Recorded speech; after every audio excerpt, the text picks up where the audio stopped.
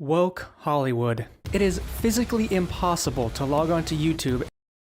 It is physically impossible to log onto YouTube and not come across the trove of channels speaking this rhetoric. I'm talking about your standard MCU, bashing Kathleen Kennedy, and the downfall of woke Disney. Believe that. It's easy to fall into this kind of content, especially as a young man who's watched legacy characters get replaced with watered-down versions of their favorite superhero, Jedi, Prince. For years, these channels have been signaling the end times for the entertainment industry. But do these guys actually have an argument? Or are they just appealing to their overwhelmingly right-leaning fanbase? Short answer, it's complicated.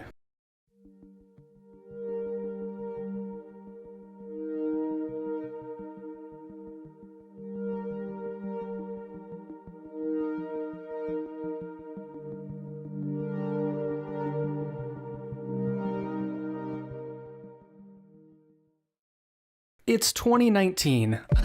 Everyone is blissfully unaware they were about to enter one of the worst pandemics in the last century. But until then, we're all casually enjoying our entertainment. The last Star Wars movie is about to come out, after all. Oof. Yeah, it turns out it's not great. You'd be hard-pressed to find a film that rings this hollow. Okay, you'd be hard-pressed to find two films that ring this hollow. Alright, I get it. In The Rise of Skywalker, character actions feel forced, dialogue is insincere, and one of the largest film franchises in the world goes out with a whimper. But there's a small group of people upset over something else. They're upset over the fact that the main character of this film feels invincible. She can do this thing called force healing, where she just kind of puts her hand on something and it gets better, like it's a boo-boo kiss or something. She's hardly had any training at all, yet she can do this incredible thing. And also, she doesn't do anything wrong, ever. Okay, there was one moment where she did do a massive fuck up. You know, it actually gave her like a moral dilemma, but it was reversed about 10 seconds later. A lot of people have a problem with the character of Rey. She's a character that was written into the Star Wars universe with a backstory extremely similar to the franchise's OG protagonist, Luke. Growing up not knowing her parents, on a desert planet, runs into a droid who's looking for someone important, and by the end of the film, she's a Jedi. Feels a little familiar. She's a character written with the intention of replacing an older character, without really changing anything. She's also awesome at everything, immediately. It's a trend that isn't that uncommon in modern blockbusters. Minority characters written with zero struggles, unless you count their struggle to stand out from their non-minority counterparts. Rey, Mulan, Ironheart, there's a lot of examples we could get into, but I think you get it. This is where Hollywood finds itself today, propped up by just a few legacy IPs, struggling to continue these mega franchises with their shiny new characters they cooked up in the writer's room. But none of them are really grabbing the attention of the general public like they used to. And these films often severely underperform. Because of this, it's become a really popular trend to dunk on these big studios and laugh at their failures. The MCU is dying, Red Arrow. Disney goes woke, goes broke. Crying. Star Wars is trash. I hate Sam. It's a very popular sentiment, and a very lucrative one at that. At least in America, a lot of the people who lean politically left will claim these films are financially failing because the audience is just too racist, too sexist, to fully appreciate their characters. After all, we spent so much time and money to give them original backstories and personalities. Not. Why won't you watch them? And the response from the right is mixed. Yes, there are genuinely some people who hate to see minority characters take up the screen, sure. But is that really the case for everyone who didn't watch The Acolyte? And look, speaking of Star Wars, I just have to say this. Finn, the Stormtrooper, was the most wasted twisted character of all time, and this pisses me off to no end. Like, this was an actually good, interesting minority character, and they didn't do anything with him. The idea of a stormtrooper turning good is something we have, like, never seen in Star Wars up until that point. They touched on it a little bit in The Force Awakens, and didn't do anything with it after that. It really sucks, because John Boyega was a great actor in that role, and he didn't get to do anything. The moral dilemma presented with a stormtrooper that's defected against the Empire sounds like such a layup of a story. But Lucasfilm just didn't do anything with him, and I will never forgive them for that. I would watch a standalone film that retcons his importance in the new trilogy. It could be done extremely well. How did we get here? How did we stumble into a Hollywood that is completely out of touch with everyone outside of California? It's hard to define a singular point in time, a singular film, that started this cascade of movie flops. But one way to look at it is the evolution of the Me Too movement. For the unfamiliar, #MeToo started back in 2017 when they caught Weinstein, and people started to come forward about the things they'd been through. A very good movement. It allowed people to take a more critical look at Hollywood, corporations, and entities who use their wealth and power to silence other people. That last one is the one we have to pay attention to. As this movement carried on, there was a bigger push for more diverse voices in our entertainment. Suddenly, you had blockbusters like Black Panther smashing the box office, riding the highs of an MCU in its prime. Even before 2017, the new Star Wars trilogy got started, with Rey as the impervious protagonist. So maybe it wouldn't be right to say this trend was completely started in 2017, but the Me Too movement definitely accelerated it. This was also in the middle of Trump's first term, and the left reacted to this change by moving the needle even more to the left. If the right side of politics was going to get more extreme, the left would match it in Hollywood. A bigger push to become morally superior, whether they had good intentions or not. Companies like Disney were starting to contend with their history. A history of films with stereotypical characters who didn't do a very good job of representing minorities. And okay, I already did the Finn rant, now I have to rant about Baljeet in Phineas and Ferb. Pro tip, don't go back and watch this show. Cause you are measuring the radius in centimeters, right? No, inches. That way the inch fractions work with pi is 22/7. You do not use 3.14 for pi? I mean, the stereotype is right there.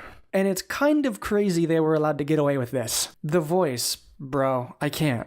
That's very clever, Baljeet. This is great! Now that I have made both choices, I will no longer miss any. I didn't even, nobody even questioned it when it was airing. We didn't question it at all, because it was just a different time. But looking back on it now, I am so curious as to whether or not they're going to change his character, or at the very least his voice, in the reboot. I don't think they will, and I don't hope they do, honestly. Yes, it's stereotypical, but I don't know. I'd like to know if this was actually, if anybody actually found this characterization offensive. Obviously I didn't back in the day because I'm not part of that minority, but is it something that should be changed? As this movement continued and the culture war raged on, people started to notice the cracks in the system. These new characters weren't really sticking with people. Why not? After all, you're getting more from your favorite franchises. Well, there was one teeny tiny thing companies like Disney forgot to account for. They forgot they needed to write good characters. This is really the crux of the entire argument, so I'll just come right out and say it. Most people don't hate to see women in power. They don't hate a minority character taking center stage. But what they do hate is bad writing. Let's go through some examples. Captain Marvel. I remember people absolutely hating the way they portrayed this character. I mean, the movie made over $1 billion, but that was because it came out right after Infinity War and before Endgame, so it doesn't really count. Now, the real reason people hate Captain Marvel as a character is because she's written to be extremely competent, but without a real struggle to get there. The plot of the movie goes a little something like this. Carol Danvers is a pilot, she gets blasted with the blue Kool-Aid, severely limit her power using a chip in her neck because they're afraid of what she can really do. Pretty heavy-handed messaging. But Captain Marvel doesn't grow as a character. She doesn't do anything to deserve this power. It's a really similar arc to the first Thor movie when you think about it. The movie begins with the hero losing their powers. Captain Marvel loses her powers because reasons. Literally a chip in her neck. A completely external force. Thor, on the other hand, loses his powers because he's no longer worthy of his powers. And over the course of the film, he grows as a character and learns how to protect people. Then he gets them back. The difference is, Thor earned it, and that's why we like his character and not Captain Marvel's. Another good example is the Mulan remake. I'll be real, I didn't even see this movie, but I know enough about it. In the original animated film, which I have seen, Mulan starts out as an incompetent soldier. Sure, she's like headstrong and confident as a young woman, but that's all she starts with. Those qualities have to carry her character just far enough for her to be trained in combat. She was already a strong female character when it came to her willingness to save her father, but she also needed to become physically strong in order to win.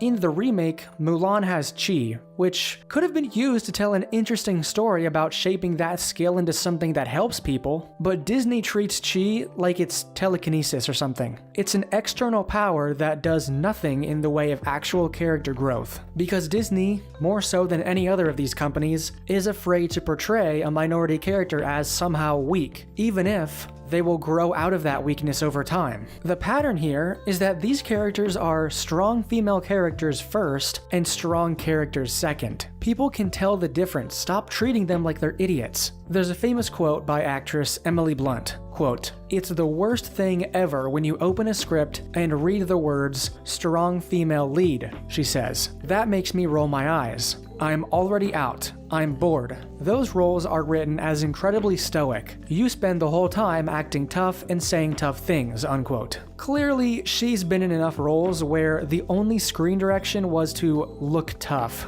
That's not how you write female characters, come on. Now, can you have a female character who's actually physically strong? Yes, you absolutely can. Edge of Tomorrow. Emily Blunt's character is a battle-hardened soldier who's been through actual hell. At one point, she acquired this Groundhog Day-esque ability where she could repeat the same day over and over, the same battle over and over until they won. But she lost those powers, and that affects her character in the modern day. That's actually an interesting character development, and she earned her power and skills. She's not just badass because she had to fight this fight for years. She lived that same day thousands of times. Of course that's going to change her views on mortality.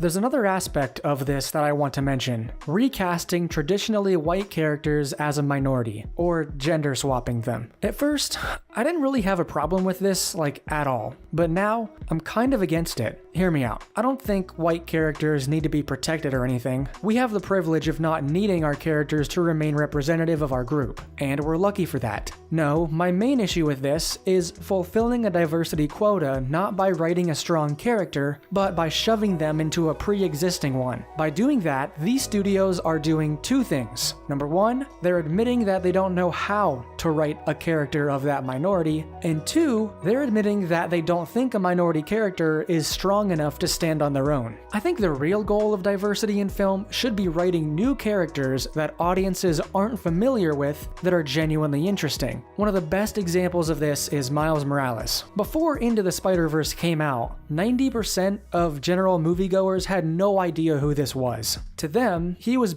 just a new character they invented for this film. But he was a good character first and a black character second. Don't get me wrong, his family and their heritage actually do serve a purpose in the film by fleshing out his character. But the writers decided to focus on his struggle of becoming Spider-Man in a Spider-Man movie. In fact, that's the whole point of Spider-Man. Anyone can wear the mask. At no point in the film does Peter B turn to Miles and say, "How do you deal with being Spider-Man and being black?" Miles, the black one!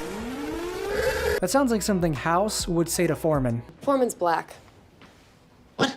How long have you been sitting on this information? The reason the black community idolizes characters like Miles and T'Challa is because to most audience members, they're original characters who are strong, but they still had to earn their strength, just like any other character. They're genuine. At the end of the day, that's really what the goal of diversity and inclusion is, to create a cast of characters that come from different backgrounds, that represent different groups, but they're still good characters. The Little Mermaid isn't really viewed as a black icon like these guys, and I think that's because her existence as a character was the result of corporate box checking, and not because a writer had an actually good idea and a story to tell with that character. And that's kinda why I think instead of focusing on recasting these legacy characters, we could use some of that energy to create new, compelling characters that kids can look up to. I hated The Little Mermaid especially because in the trailer for the movie, the way she's revealed to the audience is like a gotcha moment, like, gotcha, she's black, and you're racist. That's so cynical. Nobody actually cares that she's this way rather than that way. People care because they know that it's not genuine, and you're just making things worse. You're just training the general public to be pissed off anytime a character is a minority because now they think it's not genuine. Despite this frustrating trend, there are some modern films and series that have managed to be both woke and good. Arcane, a fantastic example of a series with strong female leads. I personally haven't seen it, but when you've got The Critical Drinker raving about a female character, you know you've done something incredible. Or how about Kitty Softpaws in Puss in Boots: The Last Wish? In the original films, she was just the girl character who didn't really have much going on outside of being the love interest. But in The Last Wish, we learn more about her being declawed and how that leads to her being so distrusting of people. Amber Midthunder in Prey, that straight-to-streaming Predator spinoff, another great character. She's a female character, a female lead, yeah, but she has to learn how to fight a predator. And fighting a predator isn't like fighting a kaiju. You can't just blow them up or knock them down. No, you have to plan, you have to make weapons that can pierce their armor, you have to use the mud to camouflage. There's so much that goes into it. All great female leads that actually grow as characters and prove their worth. Ultimately,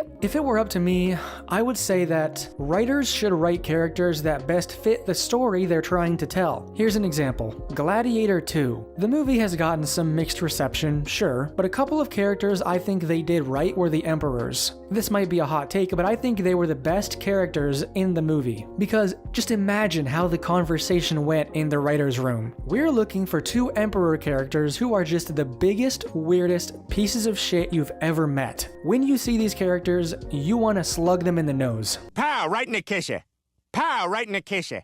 Pow, right in the kisser. The most punchable faces in the entire film. And when you cast a character with that mindset, I mean, I think these characters were perfectly cast in that regard. Sure, they're a little unserious and goofy, but they're supposed to be because they're incompetent. Just write a character that fits the story, that's it.